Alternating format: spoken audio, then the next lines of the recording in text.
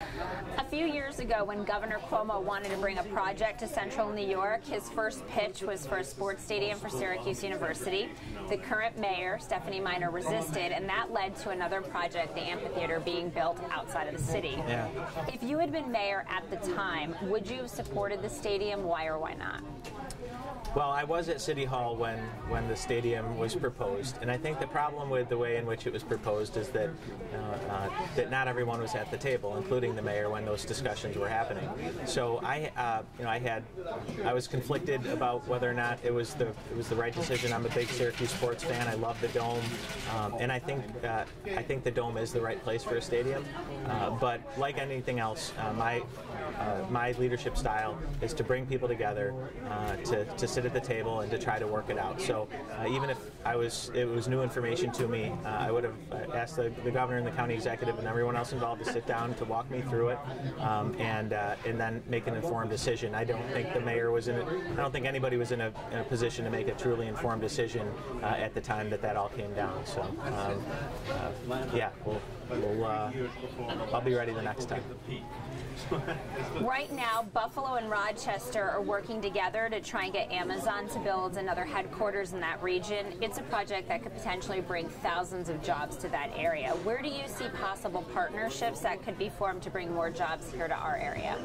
So I think that the idea of going after Amazon is great. I think as a community we need to be prepared to take some calculated risks. We're a fairly risk-averse community, and I think that in order to move forward, we have to be willing to take some risks sometimes. So I love the idea that Rochester and Buffalo are going after it. I love the fact that Syracuse is partnering with Utica to do the same on our end, and oftentimes it is about partnerships. Much of what we do from an economic development standpoint is on a regional basis. It's not limited to the city of Syracuse. So like everything else, it's about getting the right partners to the table, and I think I look forward to working with the county, working with some of our surrounding municipalities to pursue those opportunities when they become available. If elected mayor during your first year on the job, you would be dealing with a budget gap. Will you propose raising property taxes? I think raising taxes should always be the last option on the table. It has to be on the table. We are in a fiscal crisis. We're operating with a $15 million structural deficit.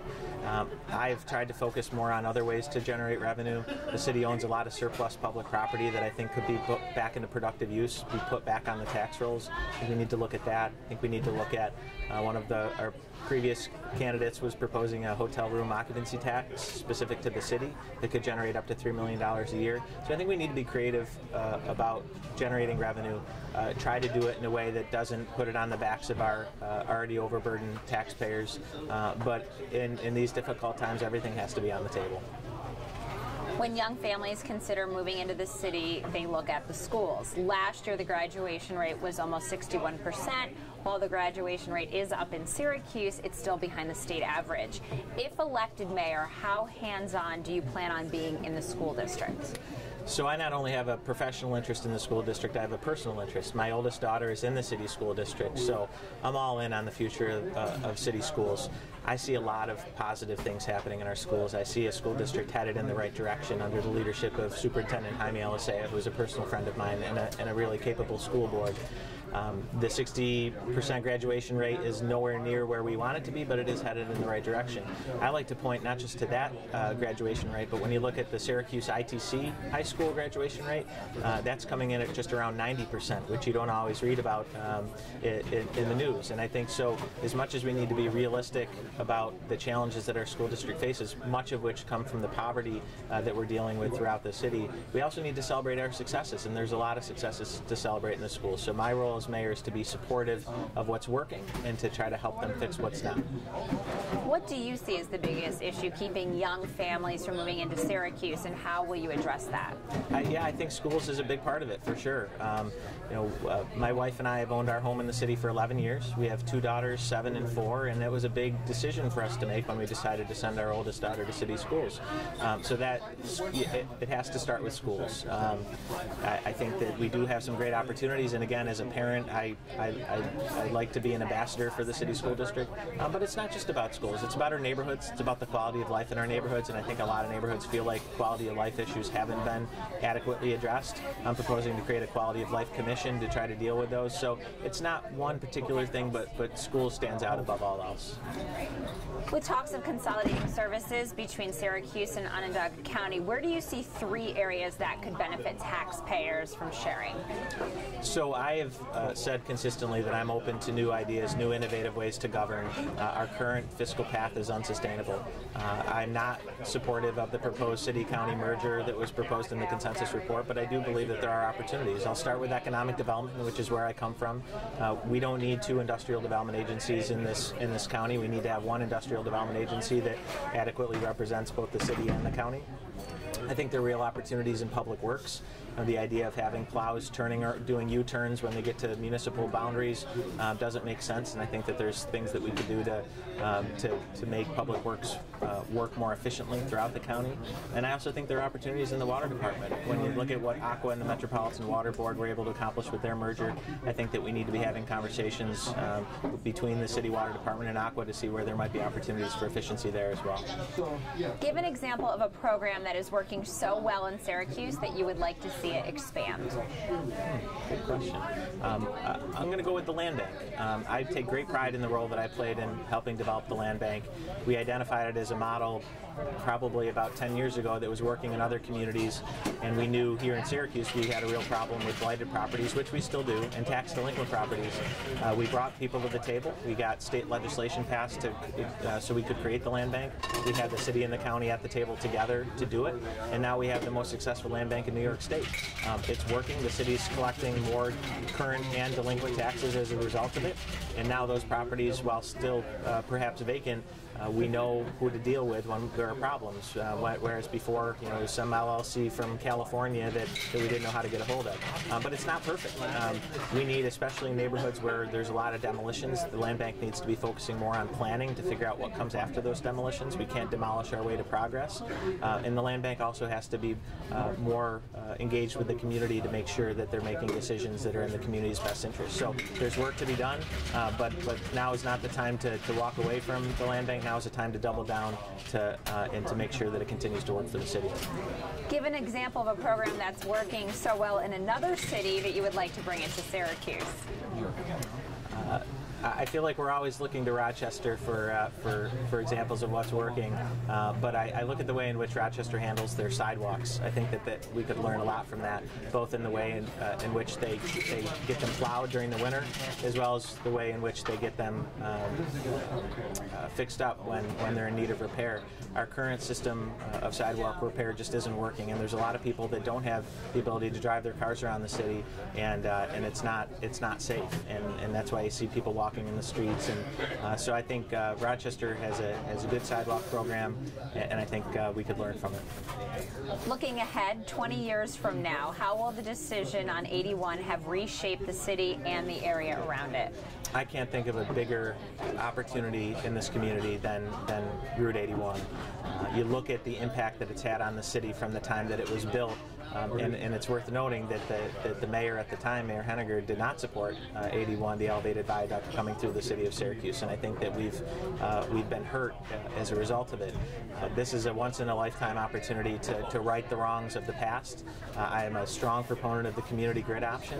I think it gives us an opportunity not only to put more property on the tax rolls, but to begin to weave our community back together, to take advantage of the development that we're seeing downtown and on University Hill, and to expand that development onto the south side, onto the north side, in neighborhoods that are really in need of investment, and to do it in a way that is inclusive, that develops new mixed income, mixed use neighborhoods.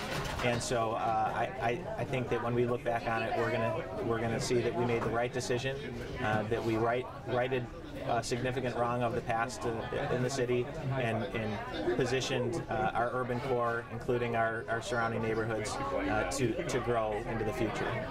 I asked someone who does not live in Syracuse, what issue is most important to you as someone who does not live in the city? Her response, downtown parking and finding parking. What do you think about the parking options, and what do you think needs to be done to make Syracuse more attractive for people who are visiting?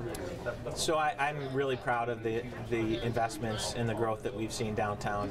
We've seen over $1 billion of investment over the past decade downtown, and it shows. And more people are coming downtown to shop, to eat, to have fun, to recreate, and I think we need to continue to expand that.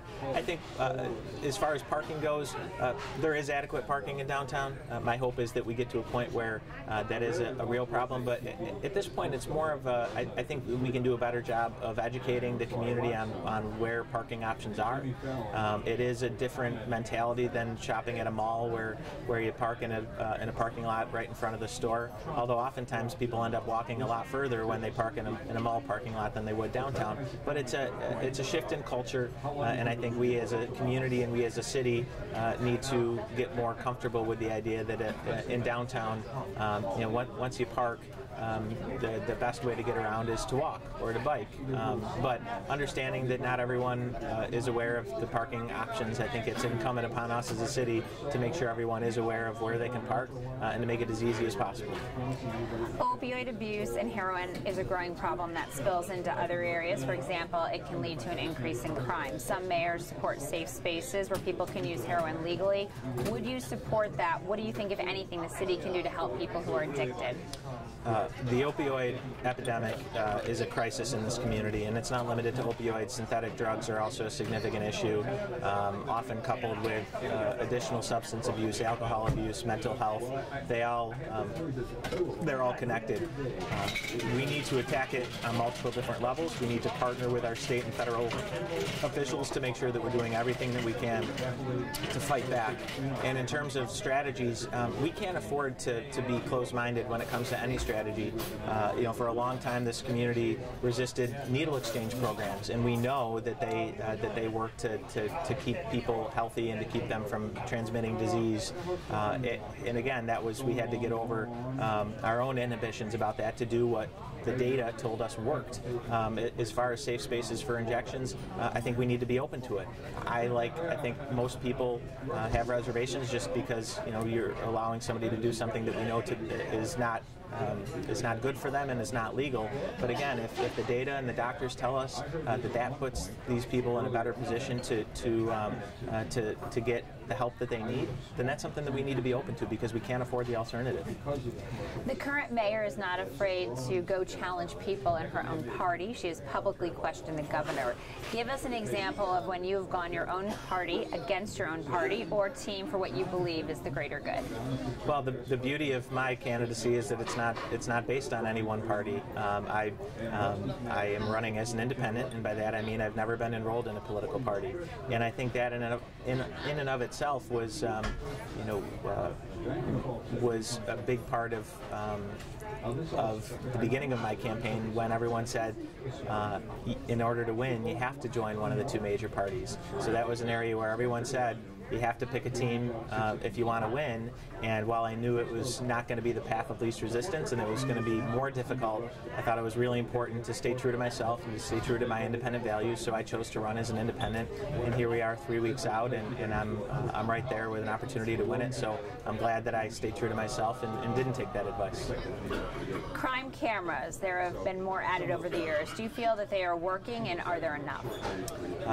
I think that any technology that we can use to help give our police officers the resources that they need and the support that they need, we should pursue.